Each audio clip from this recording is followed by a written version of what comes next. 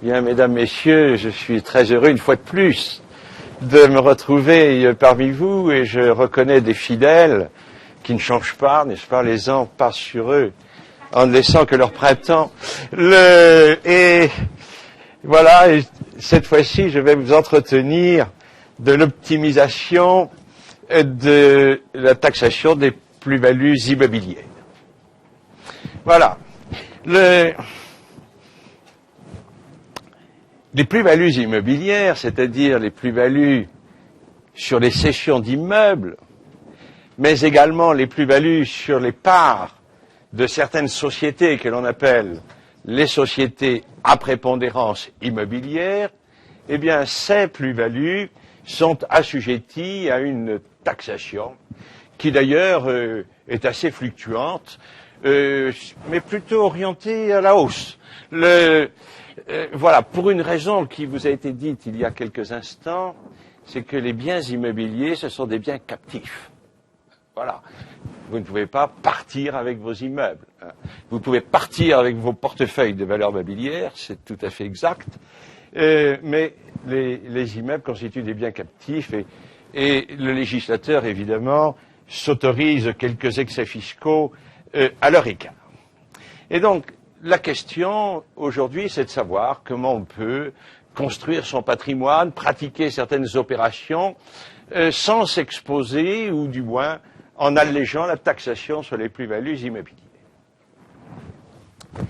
Alors, l'impôt, n'oublions pas, est une exception, en principe, et les textes fiscaux s'interprètent toujours de façon restrictive. Le principe, c'est l'absence d'impôt. L'impôt est l'exception. Il faut l'évoquer parce que vous avez certains biens qui sont exonérés de la taxation des plus-values immobilières. Et nous pensons, par exemple, ce qui est un oasis fiscal, à la résidence principale. La résidence principale, et cela, je crois, c'est une incitation puissante à devenir propriétaire de sa résidence principale, c'est l'absence de taxation des plus-values de cession de la résidence principale, sans aucune condition de délai. Voilà. Eh bien, encore faut-il ne pas commettre certaines erreurs. Il est assez fréquent que des personnes acquièrent leur résidence principale à travers une société civile, ce qui présente tout un ensemble d'avantages. Mais il faut faire très attention à la rédaction des statuts de la société civile. Pourquoi? Très souvent, des parents qui ont ainsi acheté une résidence principale à travers une société civile, eh bien, sont amenés à donner la nue propriété des parts de cette société civile à leurs enfants. Quel est l'avantage d'avoir recouru à la technique de la société civile? C'est que les parents demeurant gérants de la société civile, s'ils ont envie de vendre l'immeuble, ils peuvent le vendre pour réinvestir ailleurs. Voilà. Et souvent, on conseille aux parents de passer par une société civile parce que ça leur laisse une liberté de disposer du bien. Cela permet de transmettre tout en conservant la liberté de disposer du bien. Simplement, et ce piège s'est présenté à certaines personnes, la société civile vend l'immeuble. C'est la résidence principale de qui? C'est la résidence principale des usufruitiers. Or, l'administration fiscale décide que les plus-values de cession sont en principe taxables dans la personne des nus propriétaires. Ce sont les nus propriétaires qui ont vocation à appréhender la plus-value, et la plus-value est taxable dans la personne des nus propriétaires. Or, pour les nus propriétaires, pour les enfants, l'immeuble n'est pas leur résidence principale. Et donc, la plus-value sera taxée, et vous l'apercevez, cela bouleversera évidemment les projets des parents. Alors, il y a tout simplement une clause dont l'administration fiscale admet l'efficacité. Il faut stipuler dans les statuts, dans un tel cas, que Si la société civile vient à dégager des plus-values, celles-ci seront attribuées aux usufruitiers et donc taxées dans la personne des usufruitiers. Or, pour les usufruitiers, précisément, cet immeuble, c'est une résidence principale, et là, il n'y a pas de taxation. Mais si vous omettez de stipuler une telle clause dans les statuts, vous vous exposez à la mésaventure que je viens de vous décrire. Donc, vous voyez, la résidence principale, c'est un oasis, mais il faut savoir le protéger. Pour le reste, même dans tous les autres cas, les cessions d'immeubles ou les cessions de parts de sociétés civiles immobilières sont assujetties à l'impôt. Sont assujetties à l'impôt, c'est vrai. Mais il y a aussi, ce qui est aussi important, sinon plus important, ce sont les prélèvements sociaux. Alors, je vais vous décrire très rapidement l'impôt de plus-value sur les immeubles et parts de sociétés civiles. L'impôt, c'est très simple. C'est un impôt proportionnel de 19%. Le taux ne fait pas de doute, mais il y a une assiette qui est variable. Si vous vendez dans les 5 ans, toute la plus-value est taxable, et au-delà de 5 ans, il y a un abattement sur l'assiette. Alors aujourd'hui, cet abattement sur l'assiette, c'est 6% au-delà de la 5e année, et c'est 4% la 22e année. De telle sorte que, à l'issue de 22 ans, mais vous savez, le temps passe vite, à l'issue de 22 ans, votre plus-value est exonérée totalement d'impôt. Oh, pas totalement, parce qu'il y a une surtaxe qui a été instituée il n'y a pas très longtemps, et il y a une surtaxe dite sur les grosses plus-values, mais enfin, grosse plus-value, le législateur a une conception très particulière du gros et du petit, c'est à partir de 60 000 euros de plus-value, vous payez une surtaxe. Voilà. Et puis, vous avez les prélèvements sociaux. Les prélèvements sociaux, dits sociaux, ce sont des prélèvements de 15,5%, dont cependant une fraction est déductible de l'impôt sur le revenu, est déductible de l'assiette de l'impôt sur le revenu. Alors, quels sont ces prélèvements sociaux? Ces prélèvements sociaux s'appliquent sur toute la plus-value réalisée dans les 5 premières années. C'est le point commun avec l'impôt. Au-delà de la 5e année, vous avez un abattement sur l'assiette des prélèvements sociaux qui est de 1,65% au-delà de la 5e année, qui est de 1,60% la 22e année. La 22e année, c'est une année spéciale. Et de 9% à partir de la 23e année. Ce qui veut dire que vous êtes exonéré de prélèvements sociaux si vous détenez l'immeuble depuis 30 ans. Et alors vous l'apercevez, le mode de calcul des abattements pour les prélèvements sociaux est très rude, parce que les abattements s'accroissent tout à fait en fin de parcours. C'est 9% par an à partir de la 23e année. Donc, l'impôt s'allège, mais les prélèvements sociaux ne s'allègent pas au même rythme. Alors, vous l'apercevez, mais il est toujours intéressant et important de se demander comment bien l'on pourrait se soustraire totalement ou partiellement à l'impôt. Alors, il y a 2 manières possibles. Il y a 2 voies qu'il faut explorer.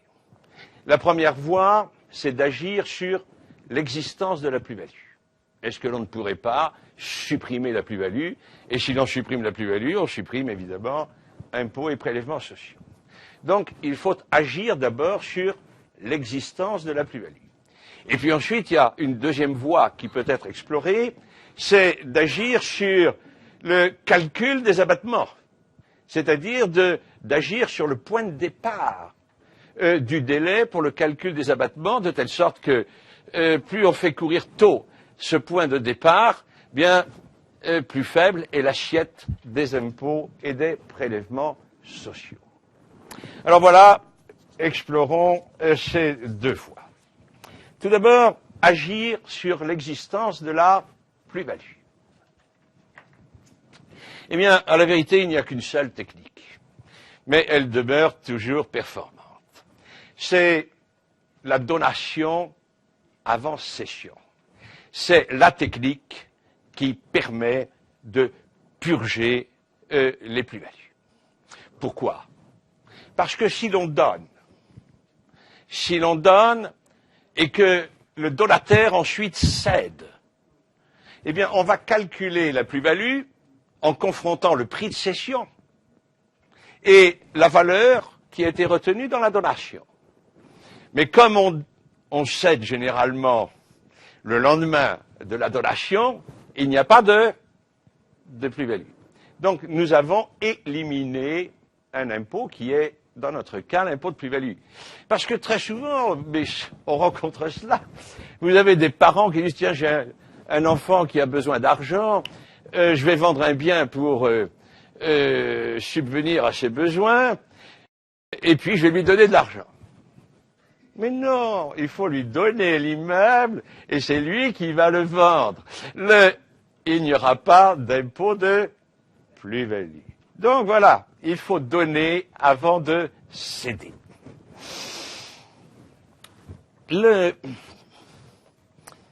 On peut donner la pleine propriété de ses biens à son conjoint ou à ses enfants. Soit, simplement on n'a plus rien.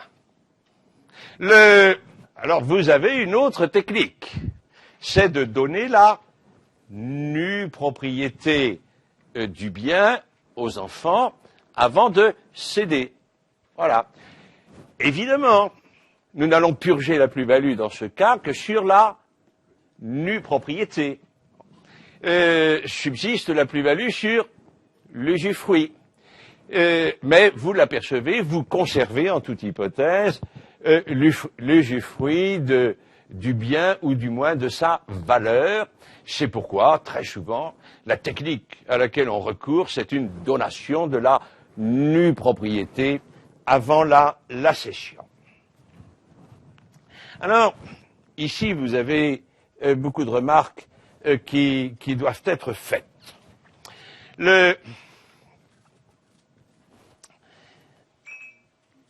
L'administration fiscale, quand on cède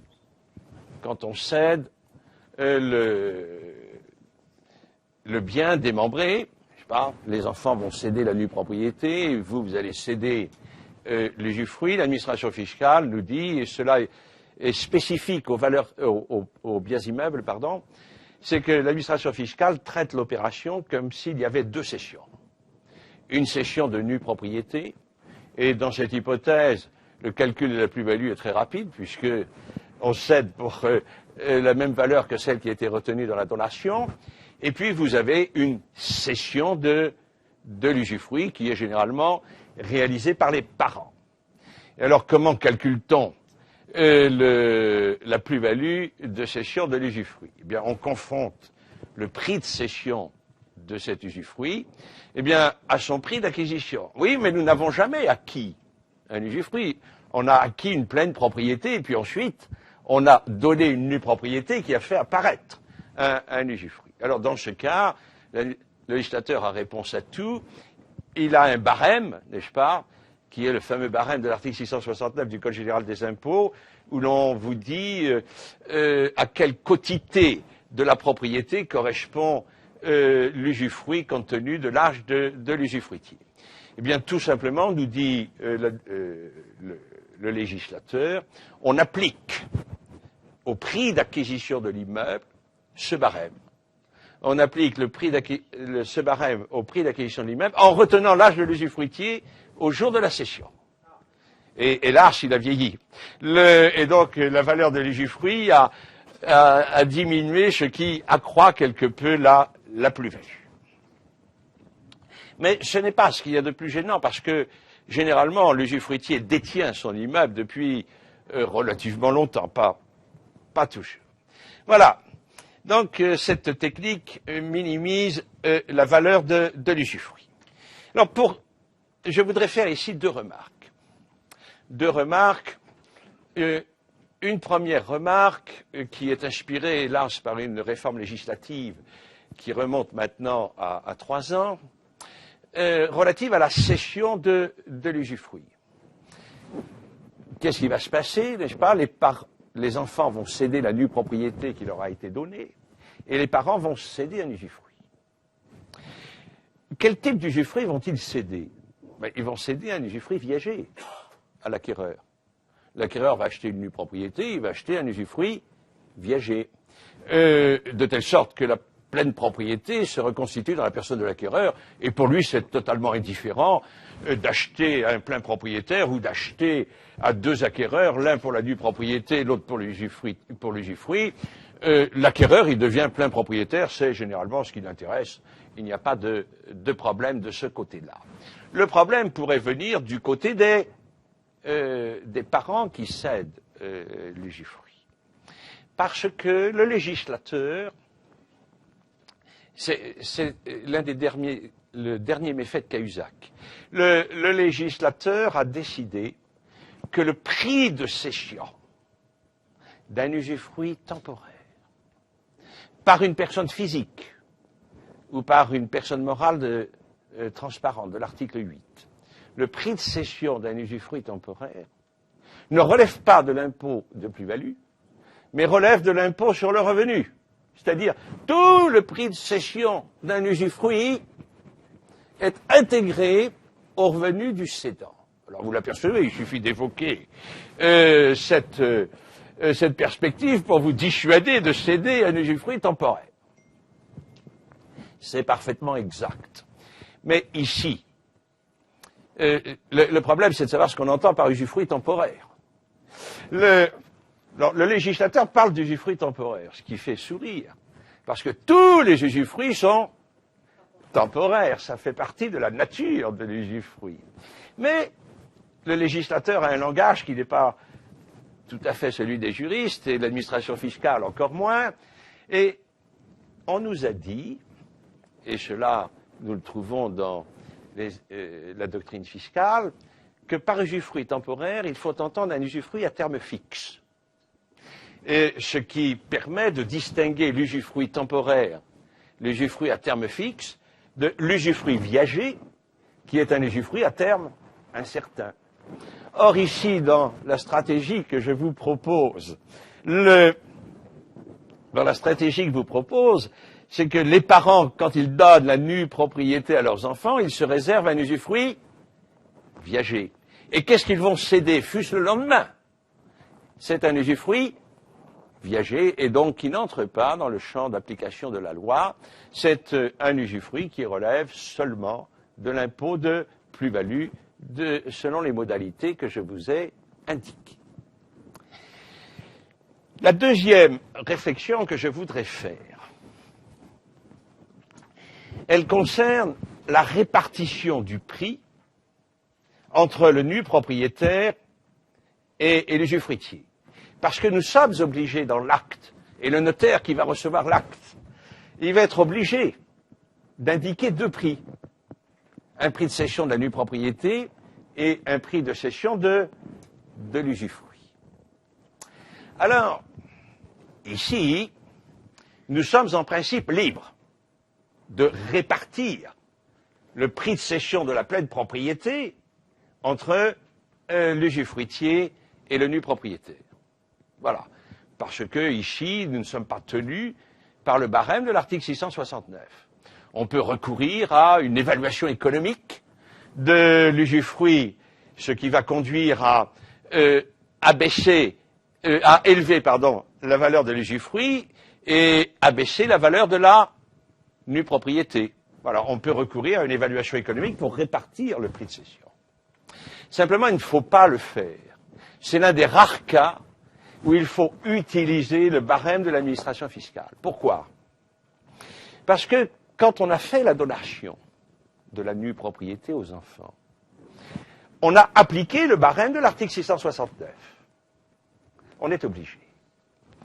Ce qui veut dire que l'on aura retenu une valeur majorée de la nue propriété, puisque ce barème de l'article 669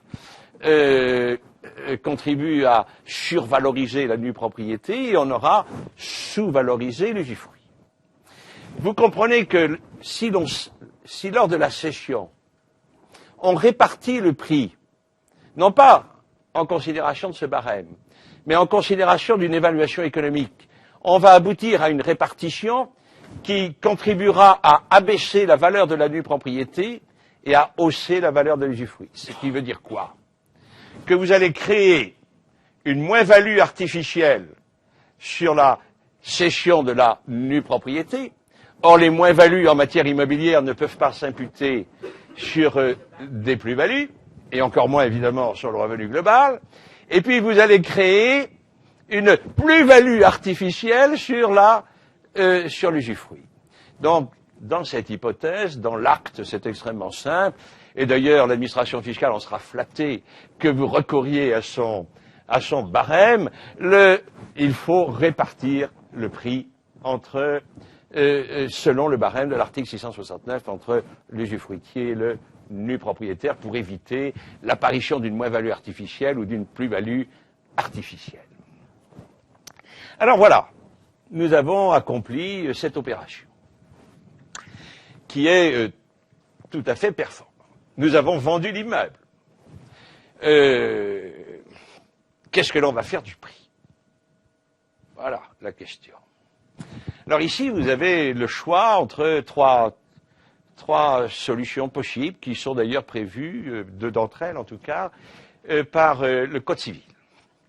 La première solution, d'ailleurs, que nous indique le législateur du Code civil, c'est de répartir le prix. Le terme est inadapté, on se partage le prix. Voilà.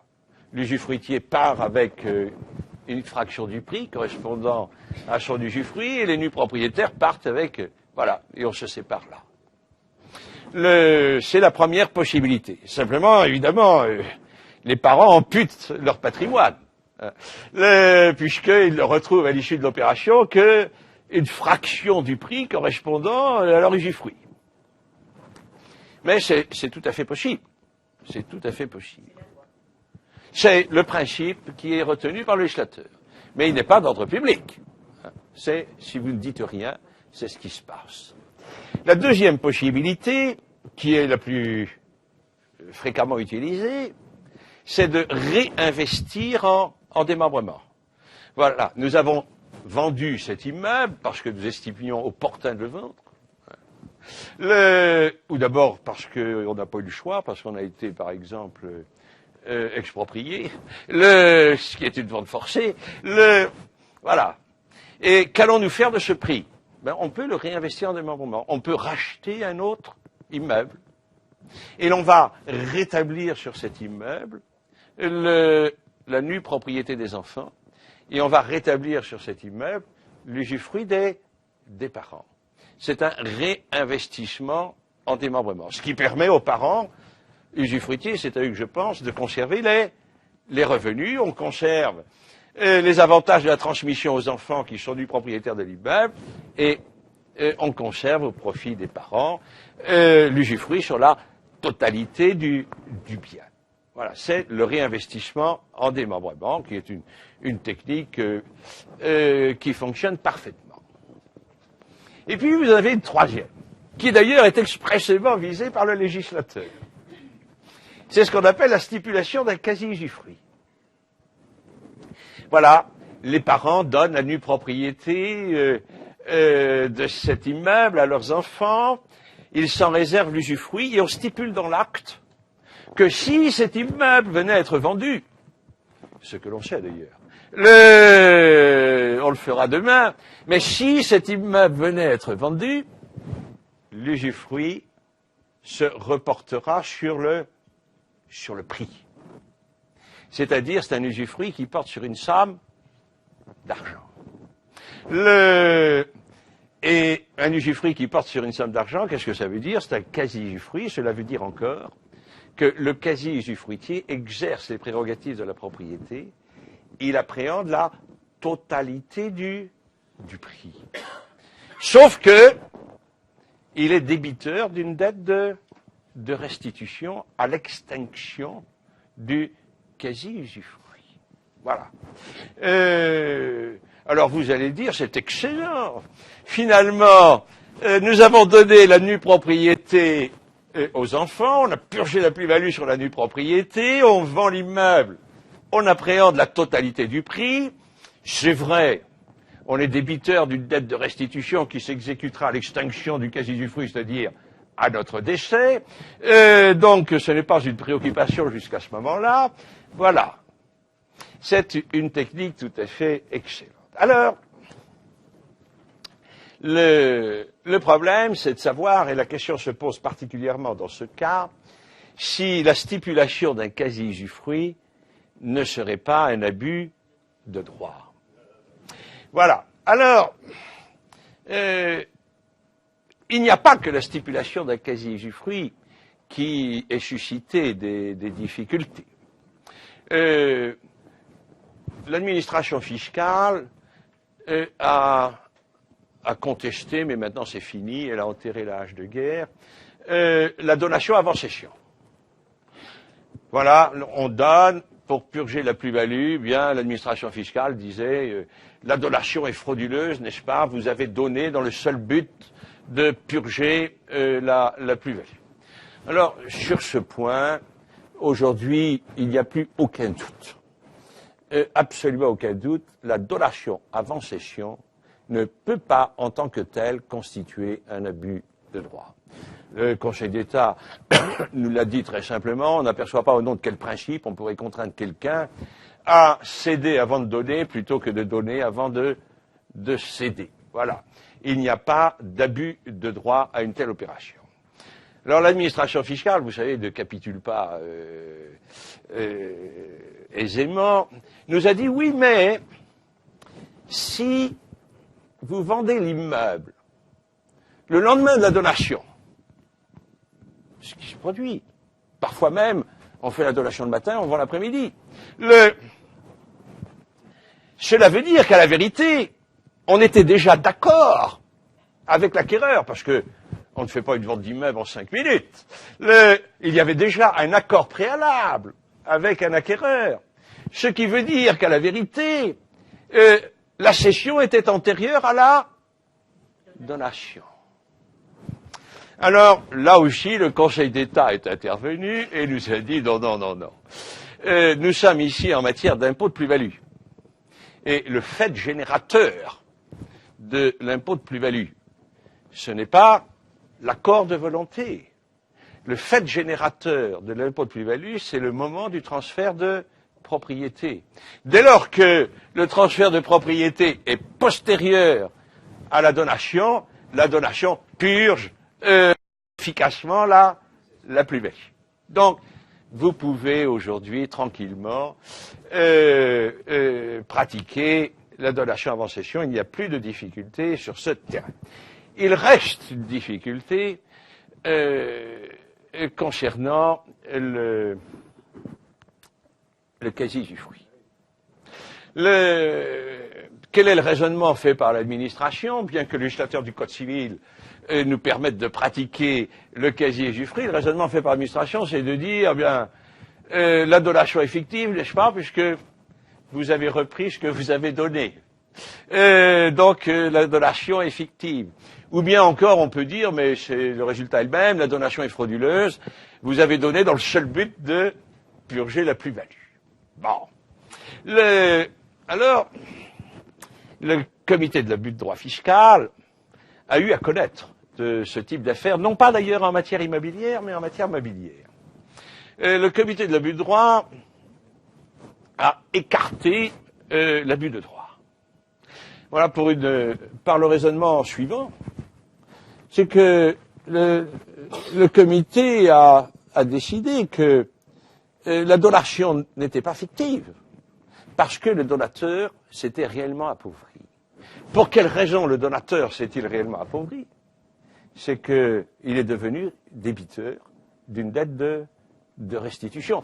Sans doute à l'extinction du quasi-usufruit, mais il a une dette de restitution. Or, quand on devient débiteur, n'est-ce pas, on est moins riche après qu'avant.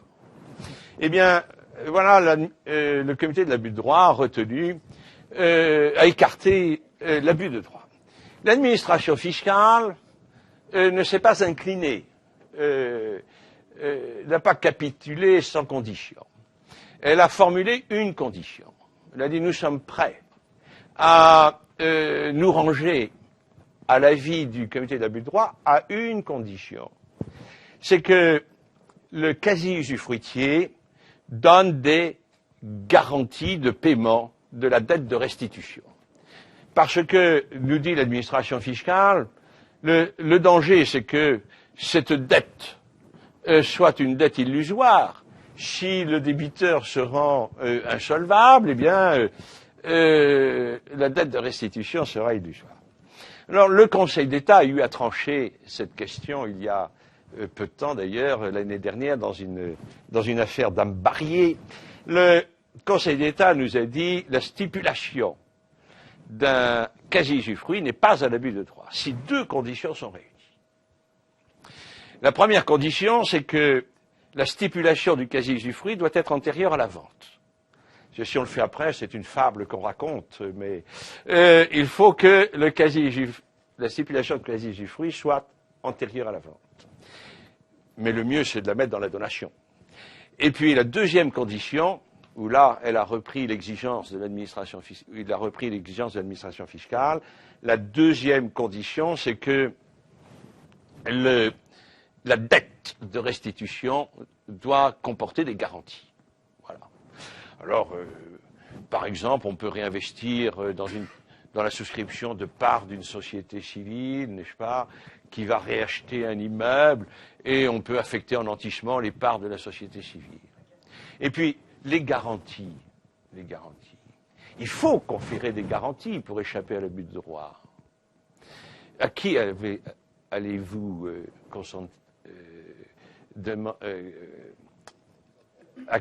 consentir des garanties? Aux enfants?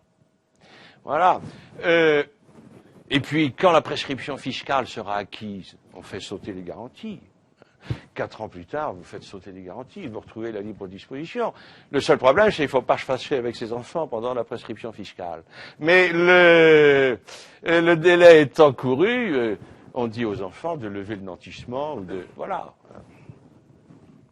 Voilà, si vous voulez, la première voie et qui ne comporte aucun péril, c'est de donner avant de céder. Je voudrais maintenant évoquer une deuxième voie à explorer pour alléger l'impôt de plus-value. C'est d'agir sur le délai de détention qui détermine évidemment les abattements. Et c'est d'agir sur le point de départ du délai. Plus il sera ancien, plus les abattements seront importants. Alors, comment le problème se pose-t-il? Quand pouvons-nous agir sur le délai? On peut agir sur le délai dans le cas où un immeuble appartient à une société. Et plus particulièrement, dans le cas où un immeuble, ce qui est une hypothèse aujourd'hui tout à fait banale, appartient à une société à prépondérance immobilière. Parce que là, vous avez le choix. Soit que la société vend l'immeuble, soit que vous cédiez les parts de la société civile propriétaire de l'immeuble. Et précisément, ce choix n'est pas indifférent pour le calcul des abattements. Dans certains cas, il est préférable de céder l'immeuble plutôt que de céder les parts, et dans d'autres cas, il est préférable de céder les parts que de céder l'immeuble. Bien, nous allons examiner ces deux situations. Tout d'abord, dans certains cas, il est préférable de céder l'immeuble plutôt que de céder les parts de la société à prépondérance immobilière. Pourquoi? Parce que quand on va calculer les délais de détention, qui est propriétaire de l'immeuble? C'est la société. Et on va prendre comme point de départ du délai de détention la date à laquelle la société a acheté. Alors que si l'on cède les parts, n'est-ce pas, on va prendre comme point de départ la date à laquelle vous avez acquis les parts. Or, vous avez peut-être acquis les parts hier, alors que la société détient l'immeuble depuis très longtemps. Dans ce cas, évidemment, vous avez acheté des parts récemment d'une société civile qui détient un immeuble depuis très longtemps, ce qui est souvent le cas de sociétés familiales. Eh bien, on a intérêt à vendre. La société civile vend l'immeuble en franchise d'impôt de plus-value, si cet immeuble est détenu depuis plus de 30 ans, et on se répartit en franchise d'impôt cette plus-value. Donc vous l'apercevez, dans ce cas, il est préférable de vendre l'immeuble plutôt que de vendre, évidemment, les parts sociales. Ça se présente assez souvent. Ah, totalement. Exactement. Parce qu'en fait, c'est le terrain qui est déterminant. Parce que l'immeuble est édifié sur un terrain. Voilà. Je prends un exemple tout à fait banal. Vous avez la société civile de famille, voilà, les parents ont constitué cette société civile pour acheter tel bien, et puis vous recueillez les parts de cette société civile par voie successorale, et puis 5 ans après, vous estimez opportun de vendre cet immeuble. Depuis que vous avez recueilli les parts, il y a une plus-value qui est probablement apparue. Et ces parts, vous les détenez depuis peu de temps. Dans mon exemple, 5 ans. Cette plus-value de cession des parts, elle sera intégralement taxée. Alors que l'immeuble qui appartient à la société, il a été acquis il y a très longtemps. Qu'est-ce que vous faites? La société vend l'immeuble, exonération de l'impôt de plus-value, et vous appréhendez la plus-value en qualité d'associé, et c'est une appréhension elle-même en exonération d'impôt. Donc voilà, il faut vendre. Alors nous avons fait cela. On est très heureux, on a dit finalement la société nous a été très utile. Mais comme un citron, une fois qu'on l'a pressé, on le jette. Non, surtout pas. Gardez la société civile, parce que le compteur continue à tourner, même s'il n'y a plus rien dedans. Peut-être, dans 3 ans, dans 10 ans, dans 20 ans, vous allez acheter un immeuble. Enfin, la société civile va acheter un immeuble. Bien, dans cette hypothèse, quand vous revendrez cet immeuble, ce n'est plus la société qui vendra l'immeuble, mais c'est vous qui vendrez les parts que vous détiendrez depuis longtemps. Donc, conservez cette société civile, qui d'ailleurs ne vous causera pas beaucoup d'ennuis, il n'y a rien dedans, mais le compteur continue à tourner. Alors vous avez un autre cas où l'on a intérêt à céder les parts plutôt que de céder l'immeuble. Et alors dans le passé, c'était une hypothèse très fréquente. Parce que dans le passé, mais vous savez, souvent l'histoire repasse les plats, dans le passé, les droits d'enregistrement sur les immeubles à usage commerciaux étaient extrêmement lourds. Vous avez connu ça, n'est-ce pas, Monsieur Dumas? C'était du 18% quand vous vendiez un immeuble à usage commercial. L'acheteur payait des droits d'enregistrement de 18%, même un peu plus. Alors que si l'on vendait les parts, bien, on payait à cette époque-là 4,80, et encore, si on faisait un acte, voilà. Et donc, vous l'apercevez, on apportait systématiquement les immeubles à usage commercial à une société civile, il fallait attendre 3 ans et on cédait les parts, on évitait ces droits d'enregistrement. Maintenant, vous savez, ce n'est plus le cas. Maintenant, les droits d'enregistrement sur les cessions d'immeubles sont les mêmes que les cessions de droits d'enregistrement sur les parts. Donc, il n'y a plus d'avantage aujourd'hui à céder des parts en matière de droits d'enregistrement plutôt que de céder des immeubles. Mais vous avez des cas où il est plus intéressant de céder des parts que l'IBAN. Je vais prendre deux exemples. Le premier exemple concerne le bail à construction. Le bail à construction, qui est une technique tout à fait excellente pour se constituer un patrimoine immobilier à long terme. Alors, quel est le schéma? Il est extrêmement simple. Vous avez acheté un terrain ou vous êtes propriétaire d'un terrain constructible. Encore que dans certaines régions de France, on construit même si le terrain n'est pas constructible, mais voilà, vous avez un terrain constructible et on pourrait évidemment le valoriser considérablement. Qu'allez-vous faire? Vous allez consentir un bail à un promoteur, généralement, ou un investisseur immobilier de façon plus générale, qui prend l'engagement, d'édifier des constructions. Et à l'issue du bail,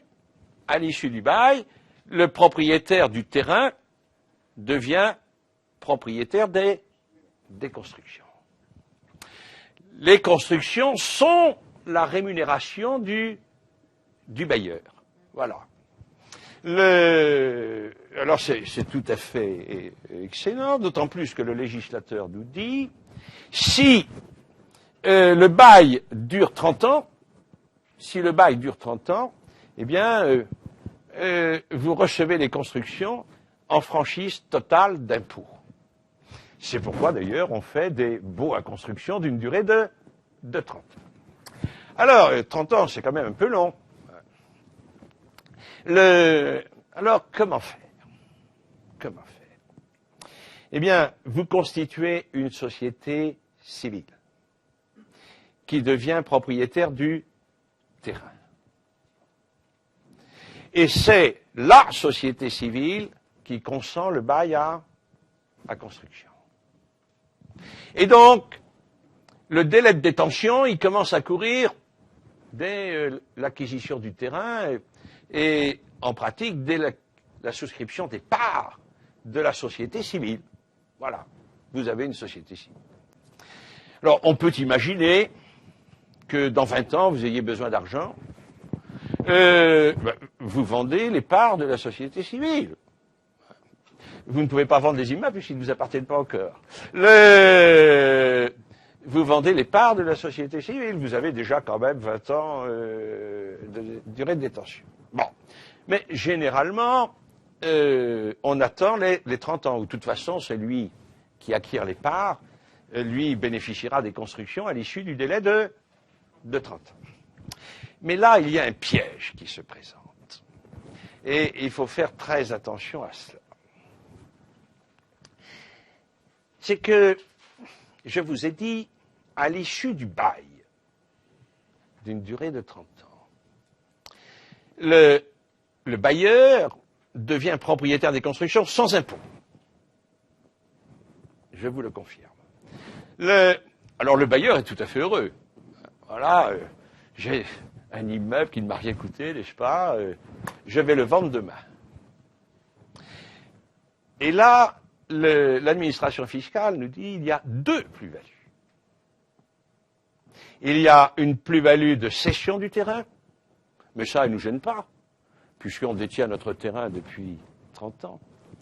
Mais il y a une plus-value sur la cession des constructions. Ici, l'administration fiscale nous oblige à distinguer. Il y a une plus-value sur la cession des constructions, qui ont été édifiées, vous le devinez, il y a 30 ans. Et qui aujourd'hui valent beaucoup plus cher. Et c'est là ce qui est. Et vous avez deux éléments tout à fait redoutables. L'administration nous dit le calcul de la durée de détention pour la plus-value sur les constructions, il faut prendre comme point de départ la date de fin du bail. C'est-à-dire que pour vous, c'est exactement la durée zéro. Et puis, pire encore, l'administration fiscale nous dit pour calculer la plus-value, il faut prendre en considération évidemment le prix auquel on va céder les constructions, mais on va prendre le prix de revient des constructions. Et le prix de revient des constructions, vous remontez à 30 ans. Quel était le prix de la main-d'œuvre? Quel était le prix du ciment? Quel était il y a 30 ans? Donc vous voyez, vous n'avez pas d'abattement pour durée de détention sur les constructions, et vous n'avez pas, et vous avez une plus-value qui est majorée. Quelle est la solution ici? Elle est extrêmement simple. Il ne faut jamais céder le terrain et l'immeuble. Il faut céder les parts de la société civile, parce que ces parts de la société civile, vous les détenez depuis 30 ans. Et dans cette hypothèse, bien, vous échappez à toute taxation et vous ne tombez pas dans le piège qui a été tendu. Je vais prendre un deuxième exemple que nous rencontrons assez souvent en pratique. Enfin, c'est pas quotidien, mais c'est l'immobilier d'entreprise. C'est l'immobilier d'entreprise. C'est ce qu'on appelle les acquisitions en démembrement. Voilà. Vous devez construire une nouvelle maison médicale, de nouveaux locaux professionnels. On achète un terrain. Alors, comment allons-nous faire? Bien, c'est extrêmement simple. Il faut toujours le faire, évidemment. C'est que la société d'exploitation, voilà, va acheter un usufruit temporaire du terrain. Et puis vous, à titre personnel, vous allez acheter la nue propriété de ce terrain. La société d'exploitation va édifier des constructions sur ce terrain.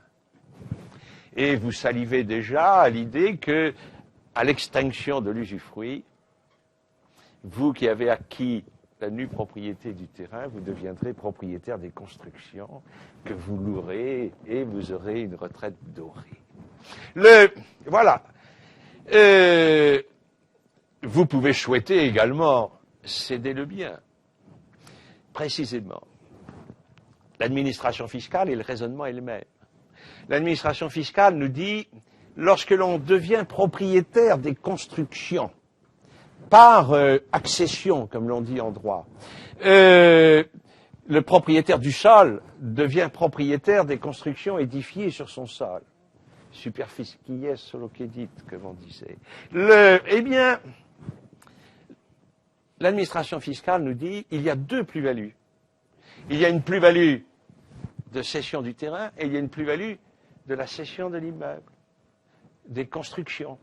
Et le point de départ du délai, c'est la date à laquelle on est devenu propriétaire des constructions, c'est-à-dire hier. Et se pose également le même problème de calcul du montant de la plus-value. C'est pourquoi, dans ce cas, il faut acquérir le terrain, la nue propriété du terrain, par une société civile.